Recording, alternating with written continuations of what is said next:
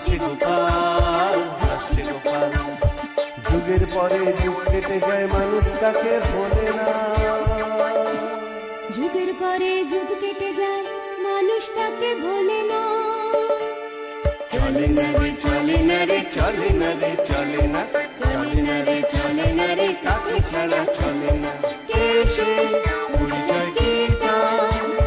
হাসির রাজা, জ্ঞানের রাজা, রসিক রাজা গোপাল ভাঁড়। হাসির রাজা, জ্ঞানের রাজা, রসিক রাজা গোপাল ভাঁড়। প্রতিদিনের মতোই মহারাজ নিজের কক্ষেই বসেছিলেন। মহারানী খাবার থালা হাতে নিয়ে মহারাজের কাছে আসলো। এসেই মহারাজকে বলল, মহারাজ, এটা কি মাছ চলছে বলো তো? মহারাজ বলল, ওহ, মাঝে মাঝে এমন কথা বলো না তুমি। লাল পলাশে মাঠ ঘাট সব ভরে গেছে। আরে, এটা যে ফাল্গুন মাস, সেটা একটা ছোট বাচ্চাও জানে। রানী বলল, যাক, মাসটা যে তোমার মনে আছে সেটা জেনেও খুশি হলাম। নাও, এবার জলখাবারটা খেয়ে নাও। আচ্ছা মহারাজ, এই ফাল্গুন মাসে কি হয়েছিল বলো তো? মহারাজ বলল, ফাল্গুন মাসে কি হয়েছিল বলো তো রানী, ঠিক আমার মনে পড়ছে না।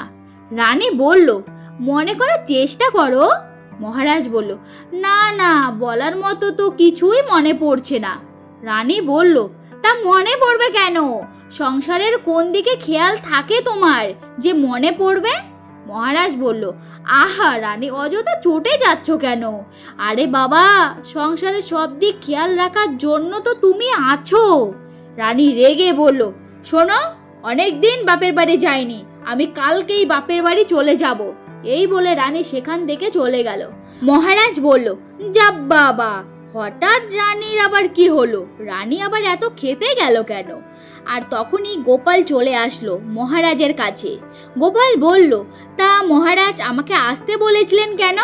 মহারাজ বলল, একটা ব্যাপারে আলোচনা করার জন্য আসতে বলেছিলাম, কিন্তু আজ আমার মনটা খুব খারাপ হয়ে গেছে।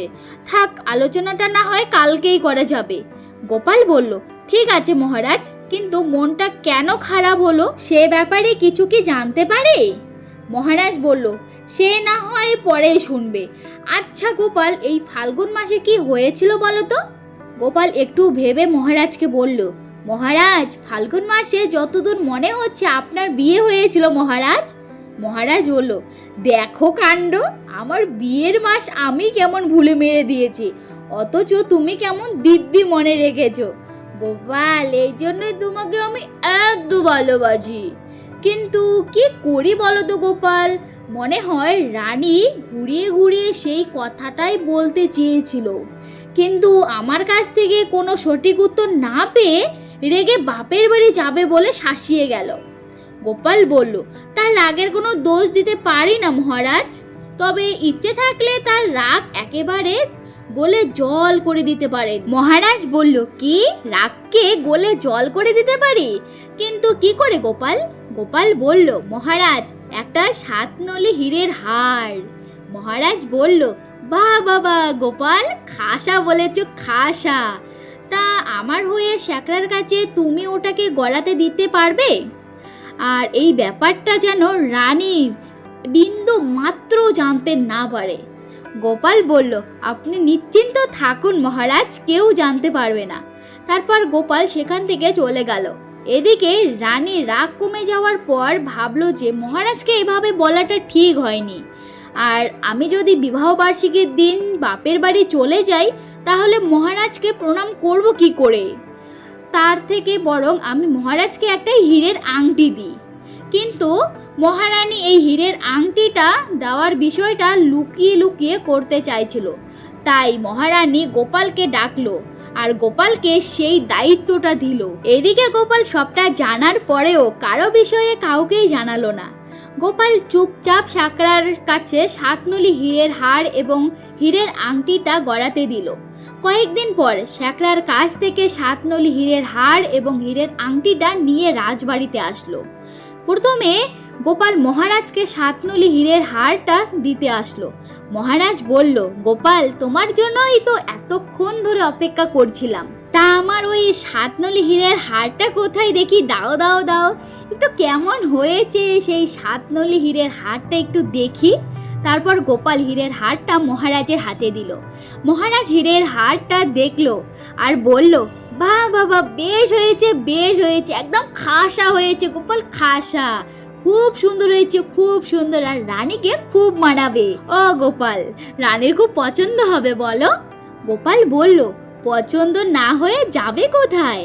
আচ্ছা মহারাজ, আমি তাহলে এখন চলি, আমার অনেক কাজ আছে। তারপর গোপাল সেখান থেকে রানীমার কাছে গেল। গোপাল রানীমার কাছে গিয়ে হীরের আংটিটা রানীমাকে দিল আর বলল, কি রানীমা, কেমন হয়েছে? হীরের আংটিটা আপনার পছন্দ হয়েছে তো? রানীমা আংটিটা দেখে বলল, খুব পছন্দ হয়েছে, খুব। গোপাল বলল, দেখবেন রানীমা, মহারাজেরও খুব পছন্দ হবে।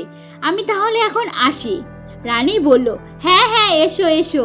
পরের দিন মহারাজ এবং রানীর বিবাহ বার্ষিক। সকাল সকাল মহারাজ ঘুম থেকে উঠে বাগানে বসে আছে আর ভাবছে কিভাবে এই 7 নলি হীরের হারটা রানীকে দেবে। আর তখনই রানী বাগানে আসে, আর এদিকে মহারাজও রানীকে দেখতে পেল আর মনে মনে ভাবছে এই সুযোগে রানীকে হাতটা দিতেই হবে। রানীও হীরের আংটিটা মহারাজকে দেবার জন্যই বাগানে এসেছে, আর দুজনেই একসঙ্গে উপহার বের করেছে এবং দুজনে উপহার দেখে দুজনেই অবাক হয়ে গেল এবং খুবই খুশি হয়েছে। রানী বলল, ও মা, খুব সুন্দর হয়েছে, কিন্তু এটা কবে বানালেন আপনি মহারাজ? মহারাজ বলল, কিন্তু রানী, এর মধ্যে শ্যাকরা তো রাজবাড়িতে আসেনি আর তুমিও তো কোথাও যাওনি, তাহলে তুমি এটা গড়ালে কিভাবে? রানী বলল, শ্যাকরাকে দিয়ে গোপাল বানিয়ে এনেছে। মহারাজ বলল, ও তাহলে সে বেটা সবকিছুই জানে। জানো রানী, আমিও না ওই তোমার হারটাই ওই গোপালের হাত দিয়েই গড়িয়ে এনেছি। আজ আসুক বেটা। আর তখনই গোপাল একটা গাছের আড়াল থেকে বেরিয়ে বলল, আসুক না মহারাজ, আমি তো এখানেই আছি। রানী বলল, তার মানে তুমি লুকিয়ে আমাদের কথা শুনছিলে গোপাল? গোপাল বলল, ওই একটু একটু। তারপর গোপাল মহারাজ এবং রানীমাকে বলল, মহারাজ, রানীমা, আপনাদের এই বিশেষ দিনের জন্য আমরাও একটা উপহার এনেছি। মহারাজ বলল, আমরাও? আমরাও মানে? গোপাল বলল, হ্যাঁ, আমরাও।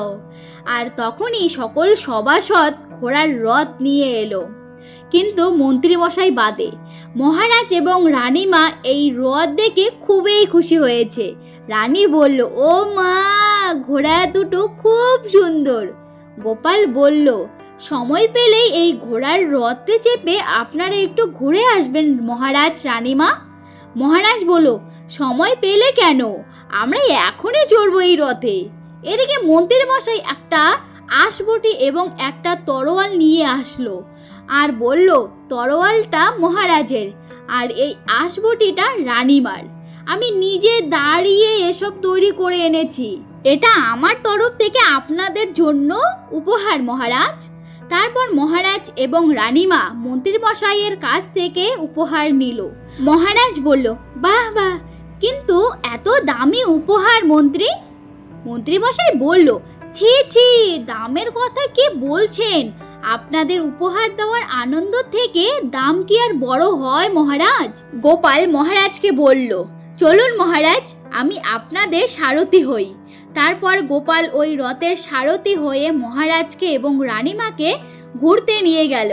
আর এভাবেই মহারাজ এবং রানীমার বিবাহ বার্ষিক উদযাপন হলো। তো ফ্রেন্ড, গোপাল ভাঁড়ের এই ছোট্ট মজাদার গল্পটা কিরকম লাগলো বলো তোমাদের? যদি ভালো লাগে অবশ্যই লাইক কমেন্ট শেয়ার করবে আর সাবস্ক্রাইবটা অবশ্যই করবে। দেখা হচ্ছে নেক্সট কোনো ভিডিওতে, ততক্ষণ তোমরা সবাই খুব খুব খুব ভালো থেকো।